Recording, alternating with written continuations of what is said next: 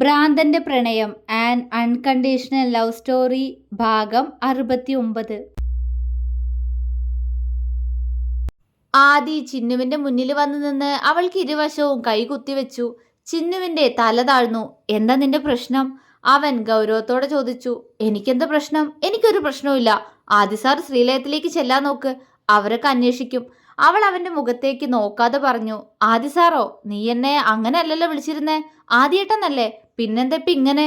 അവൻ ദേഷ്യത്തോടെ ചോദിച്ചു. അവൾ അവനെ കൂർപ്പിച്ചു നോക്കി. എന്താടി? അവൻ കണ്ണുരുട്ടി. ഒന്നുമില്ല, ഞാനിനി ആദി സാർ എന്നെ വിളിച്ച് ശീലിച്ചോളാം. നിങ്ങൾ തന്നെയല്ലേ പറഞ്ഞേ നിങ്ങൾ ആദ്യേട്ടെന്ന് വിളിച്ചാൽ മതിയെന്ന്? ഞാനും അങ്ങനെ വിളിച്ച് ശീലിച്ചു പോയി.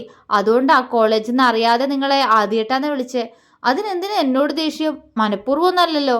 അവള് സങ്കടത്തോടെ അവനോട് ചോദിച്ചു. അവളുടെ മുഖം കണ്ട് അവൻ അവളോട് വല്ലാത്ത വാത്സല്യം തോന്നി. അതിന് ഞാനൊന്നും പറഞ്ഞില്ലല്ലോ നിന്നെ. അവൻ പതിയെ അവളോട് ചോദിച്ചു. എന്നെ ദേഷ്യത്തോടെ നോക്കിയില്ലേ? അത് മതിയല്ലോ, ഇനി ഞാൻ ആദി സാറെന്നെ വിളിക്കൂ. അവൾ കണ്ണുരുട്ടിക്കൊണ്ട് പറഞ്ഞു. അവൻ മറുപടി പറഞ്ഞില്ല. പെട്ടെന്ന് അവൻ അവളുടെ കയ്യിൽ പിടിച്ചു വലിച്ച് അവളെ അങ്ങനെ തന്നെ അവന്റെ നെഞ്ചിലേക്കിട്ട് ചുറ്റിപ്പിടിച്ചു. ചിന്നു അവന്റെ മുഖത്തേക്ക് വിറയലോടെ നോക്കി. ഹർഷൂട്ടി, അവൻ ആർദ്രമായ സ്വരത്തിൽ അവളെ വിളിച്ചു. അവൾക്ക് മൂളാതിരിക്കാനായില്ല. 2 ദിവസമായില്ലേ പെണ്ണെ പിണക്കം, ഇനിയും എന്തിനാ? അവൻ പതിയെ ചോദിച്ചു. എനിക്ക് ശരിക്കും സങ്കടം വന്നതുകൊണ്ടാ. അവൾ അവന്റെ ഷർട്ടിന്റെ കോളറിൽ ചുരുട്ടി പിടിച്ചുകൊണ്ട് പറഞ്ഞു. സോറി പെണ്ണെ, പെട്ടെന്ന് നീ കോളേജിൽ നിന്ന് അങ്ങനെയൊക്കെ വിളിച്ചപ്പോ പിള്ളേരൊക്കെ ഉള്ളതല്ലേ, അതാ ഞാൻ. അവൻ അവളുടെ മുഖത്തേക്ക് വീണ മുടി ചെവിക്കരികിലേക്ക് ഒതുക്കി വെച്ചുകൊണ്ട് പറഞ്ഞു. ചിന്നു പെട്ടെന്ന് അവനിൽ നിന്നും അകന്നു മാറി. എല്ലാവർക്കും അറിയാവുന്നതല്ലേ നമ്മുടെ എൻഗേജ്മെന്റ് കഴിഞ്ഞ കാര്യം, പിന്നെന്താ? അവൾ സംശയത്തോടെ ചോദിച്ചു. അത് തന്നെയാ പ്രശ്നം. ഞാൻ നിന്നോട് മാത്രം കുറച്ച് കൂടുതൽ സ്നേഹം കാണിക്കുമ്പോൾ പിള്ളേര് കരുതും ഭാവി വധുവായതുകൊണ്ടാവുന്ന്. അതാ സാറും സ്റ്റുഡൻറ്റും ആയാൽ മതി കോളേജിൽ നിന്ന് തീരുമാനിച്ച്. എൻ്റെ ഹർഷൂട്ടിക്ക് അതിത്ര വിഷമായെങ്കിൽ ഇഷ്ടമുള്ളതുപോലെ വിളിച്ചോ, ഇനി ഞാൻ ഒന്നും പറയില്ല. അതിനിങ്ങനെ മിണ്ടാതെ നടക്കല്ലടി, അവൻ സ്നേഹത്തോടെ പറഞ്ഞു. അവൾ മൂളി. ദേഷ്യം പോയോ? കുറച്ച്. അവൾ കണ്ണുരുട്ടി. അവനാ കണ്ണ് നല്ല ഇഷ്ടമായതുകൊണ്ട് തന്നെ അത് കണ്ടപ്പോൾ അവന് ചിരിയാണ് വന്നത്. അവന്റെ കണ്ണുകൾ തന്റെ മുഖമാകെ അലയുന്നത് കണ്ട് അവളൊരു പിടപ്പോടെ അവനെ ഉറ്റുനോക്കി. ആ നോട്ടം അവളുടെ കണ്ണിലൂടെ താഴേക്കും മൂക്കിലേക്കും കവിളിലേക്കും അതും കടന്ന് അവളുടെ ചുണ്ടിലേക്കും അവിടെ നിന്നും അവളുടെ കഴുത്തിലേക്കും അവളുടെ പുതുവസ്ത്രത്തിന് മുകളിലൂടെ ആദിയുടെ ചീത്ത നോട്ടം അവളുടെ മാറിടത്തിലേക്കും എത്തിയതും വെപ്രാളത്തോടെ അവൻ വേഗം അവിടെ നിന്നും അവളുടെ മുഖത്തേക്ക് തന്നെ നോക്കി. ഈ ഡ്രസ്സ് നല്ല ഭംഗിയുണ്ട്. അവന്റെ ശബ്ദത്തിൽ എന്തോ ഒരു വ്യത്യാസം. ഡ്രസ്സ് മാത്രമേ ഉള്ളോ? അപ്പോ എന്നെ കാണാൻ കൊള്ളില്ലാന്ന് ചിന്നു അവൻ പറഞ്ഞതിൽ നിന്ന് മറ്റൊരർത്ഥം കണ്ടെത്തി. ഇത് നീയിട്ടതുകൊണ്ടാ ഇത്രയും ഭംഗി. ആ പ്രശ്നം അവിടെ അവസാനിപ്പിക്കാൻ വേണ്ടി എന്നാൽ മനസ്സിലുള്ളത് അതുപോലെ പറഞ്ഞു ആദി. ചിന്നുവിന്റെ മുഖം തെളിഞ്ഞു. ആദ്യേട്ടാന്ന് വിളിക്ക്. ആ വിളി ഞാൻ വല്ലാതെ മിസ് ചെയ്തു നീ എന്നോട് പിണങ്ങിയപ്പോ. അവൻ അവളുടെ കണ്ണുകളിലേക്ക് നോക്കി. ഇല്ല, ഞാൻ വിളിക്കില്ല. അവൾ ചുണ്ടുകൊട്ടി. നീ വിളിക്ക്. അവൻ ആ വിളിയൊന്ന് കേട്ടാൽ മതി എന്ന പോലെ ആയിട്ടുണ്ട്. ആ മനസ്സറിയുന്നത് കൊണ്ട് തന്നെ ചിന്നു അല്പം ഗമയിൽ നിന്നു. വിളിക്കാൻ സൗകര്യമില്ല. അവളുടെ ചുണ്ടിൽ ഒരു ലോട് പുച്ഛം. ആദിയുടെ മുഖത്ത് ഗൗരവം നിറഞ്ഞു. തന്റെ മുന്നിൽ നിന്ന് മാറിപ്പോവാൻ നിന്നവളുടെ കയ്യിൽ അവൻ പിടിക്കാൻ ശ്രമിച്ചെങ്കിലും കുതിരി ആ കൈ തട്ടി മാറ്റി ചിന്നു പുറകിലേക്ക് അടിവെച്ചു. ആദ്യേട്ടാന്ന് വിളിക്ക്. അവനിന്ന് അത് കേട്ടിട്ടേ പോവൂ എന്ന വാശി. ഈ വാശിയുള്ള ചെക്കനെ അങ്ങനെ പരിചയമില്ലാത്തത് കൊണ്ടായിരിക്കാം ചിന്നുവിന് ആ വാശി കാണാൻ കൗതുകം കൂടി. അവള് വിളിക്കില്ല എന്ന് തല വെട്ടിച്ചു. അവൻ അവൾക്ക് മുന്നിലേക്ക് ഒരടി വെച്ചു. അതിനനുസരിച്ച് ചിന്നു പിറകിലേക്ക് നടന്നു. ഒടുവിൽ ആ ഭിത്തിയിലേക്ക് അവളുടെ ഉടൽ ഒന്നാകെ അമരും വരെയും. ചിന്നുവിന്റെ കൗതുകം മാറി അവന്റെ മുഖത്തേക്ക് അവൾ ഉറ്റുനോക്കുമ്പോൾ ആ മുഖത്തെ ഗൗരവം മാറി പ്രണയഭാവം. നെറ്റിയിലൊരുമ്മ, കൂടിപ്പോയാൽ കവിളിലൊരുമ്മ. അവനിലെ സ്നേഹം കൂടുമ്പോൾ അത്രേ തരൂ അവൻ. അത് അവൾക്കിന്നറിയാം. ആ നോട്ടത്തിൽ ഏതു നിമിഷവും നെറ്റിയിൽ ഒരു ചൂട് തട്ടുമെന്നവൾ ഉറപ്പിച്ചു. ഓരോരുത്തർ എവിടേക്കാ ഉമ്മ വെക്കുന്നേ? എനിക്കിപ്പോഴും നെറ്റിയും കവിളും മാത്രമേ ഉള്ളൂ. ഇതിപ്പോ തട്ടത്തിമറിയത്തിൽ അജു വർഗീസ് പറയണ പോലെ നെറ്റിയേക്കാൾ നല്ലത് ചുമരാ. നെറ്റിയെങ്കിൽ നെറ്റി, വേന്തന്നങ്ങോട്ട് മാറും മനുഷ്യ. ഈ ഒരു ഉമ്മയ്ക്ക് വേണ്ടി പോലും എന്റെ നെഞ്ചിങ്ങനെ വിറപ്പിക്കുന്നല്ലോ നിങ്ങള്. അവനെ ഉറ്റുനോക്കുന്നവളിൽ ഒരു ആത്മഗതം ഉയർന്നുപോയി. അവൾ മനസ്സിലാക്കിയ ആദി എത്ര ശരിയാണ്. അവളുടെ ഊഹം പോലെ അവളുടെ കവിളുകളെ പൊതിഞ്ഞു പിടിച്ചിരിക്കുന്നവൻ. ആദിയേട്ടാന്ന് വിളിക്ക്. അവന്റെ ശ്വാസം കനത്തു. ഇല്ല. അവന്റെ നിശ്വാസം മുഖത്ത് തട്ടിയതും വിറച്ചു പറഞ്ഞവൾ.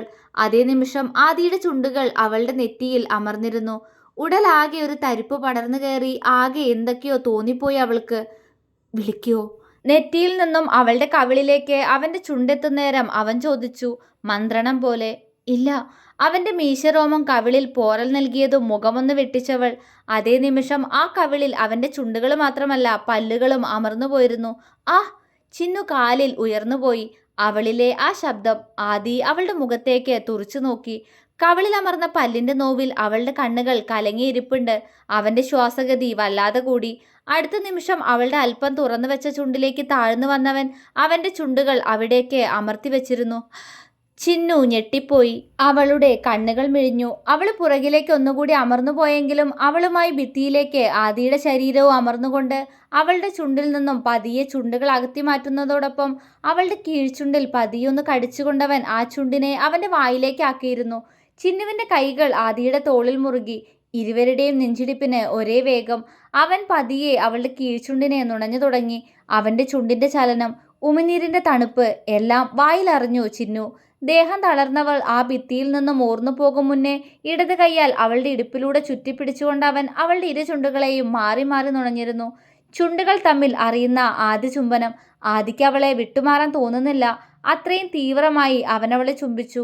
ഏതോ നിമിഷം ചിന്നു അവന്റെ മേൽചുണ്ടിനെ ഒന്ന് നുണഞ്ഞെങ്കിലും അതേ നിമിഷം തന്നെ വിറച്ചുകൊണ്ടവൾ ആ ചുണ്ടിൽ നിന്ന് പിടിവിട്ടു. എന്നാൽ അവളുടെ ചുണ്ട് തന്റെ ചുണ്ടിനെ പൊതിഞ്ഞ ആ ഒരു നിമിഷം കൊണ്ട് ആദിയുടെ വലതുകൈ പെട്ടെന്ന് ചിന്നുവിന്റെ ഇടതുമാറിൽ ഊക്കോടെ അമർന്നിരുന്നു. ചിന്നുവിന്റെ അടഞ്ഞ കണ്ണുകൾ തുറച്ചുകൊണ്ട് അവനെ തള്ളിമാറ്റാൻ ശ്രമിക്കുമ്പോഴേക്കും അവന്റെ കൈ അവിടെ ഒന്ന് മുറുകി അയഞ്ഞുപോയിരുന്നു. ശ്വാസം മുട്ടിയ ചുംബനത്തിൽ അവന്റെ നെഞ്ചിൽ പിടിച്ച് ബലമായി അവനെ പുറകിലേക്ക് തള്ളിക്കൊണ്ടവൾ ഭിത്തിയിലേക്ക് ചാരി നിന്ന് കിതച്ചുപോയി. ആദിയും കിതയ്ക്കുന്നുണ്ട്. അവന്റെ നോട്ടം പക്ഷേ ചിന്നുവിലാണ്. മേക്കപ്പൊക്കെ ചെയ്ത് ഒന്നുകൂടി സുന്ദരിയായ പെണ്ണിന്റെ കണ്ണൊക്കെ ആകെ കലങ്ങിയിട്ടുണ്ട്. ചുണ്ടിലെ ലിപ്സ്റ്റിക് അത്രയും ആദിയുടെ വായിലായിപ്പോയി.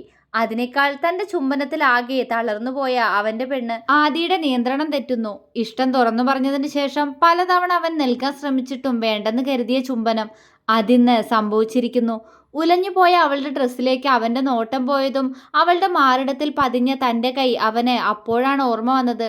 ആവേശം കൂടിപ്പോയോ എന്നൊരു വെപ്രാളത്തോടെ അവൻ ചിന്നുവിന്റെ മുഖത്തേക്ക് നോക്കുമ്പോൾ അവന്റെ കണ്ണുകൾ തന്റെ മുഖത്തേക്ക് എത്തും മുന്നേ കിതപ്പൊരുവിധം അടക്കിയവൾ തല താഴ്ത്തി നിന്നിരുന്നു. ആകെ കിളി പോയതുപോലെ അവൾക്ക് ചുറ്റും എന്തൊക്കെയോ പാറിപ്പറക്കുന്നു. ഇവിടെ ആരാ പടക്കം പൊട്ടിച്ചേ? എന്നെ ഇങ്ങേരിപ്പ് എന്താ ചെയ്തേ?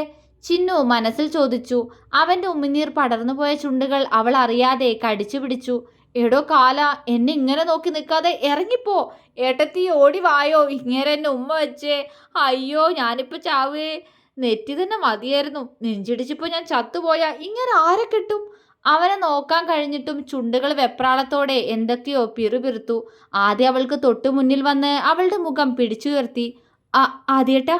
അവനെ നോക്കാതെ വിറയലോടെ അവൾ വിളിച്ചു. ആദിയുടെ ചുണ്ടിൽ ചിരി വിരിഞ്ഞു. ആ ചുംബനം അവൾക്ക് കുഴപ്പമുണ്ടാകില്ല എന്ന് തോന്നിയെങ്കിലും അതും കടന്ന് നീങ്ങിപ്പോയ കയ്യിന്റെ ചലനത്തിൽ അവൾക്ക് തന്നോട് ദേഷ്യമായി കാണുമോ എന്നൊരു ആദിയുണ്ടായിരുന്നു അവനിൽ.